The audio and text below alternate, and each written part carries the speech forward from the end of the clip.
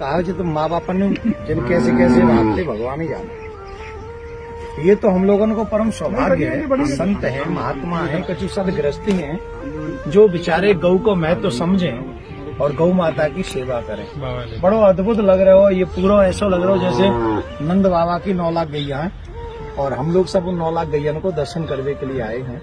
सरकार से निवेदन है कि जितनी सरकारी गौशालाएं हैं, मतलब गौशाला का गौचारे की जगह है, अगर वो गौ माता के नाम कर दी जाए तो हमको ऐसा लगे कि फिर गौ माता के काऊ कोई और की जरूरत ना पड़े। गौ माता है, सिर्फ जो भारत में गौचारे की भूमि है वही गौ माता के लिए मिल जाए तो हम लोगों को परम सौभाग्य। देखो कितनी शांत प्रिय सुख, इनके दर्शन मात्र से शांति है। हाय हाय कैसे दुर्भाग्य है वो सनातन को कि अमृत प्रदान करने वाली गौ माता इन्हें छोड़ छोड़ के हम लोग कुत्ता पाल रहे हैं। यही तो लगे।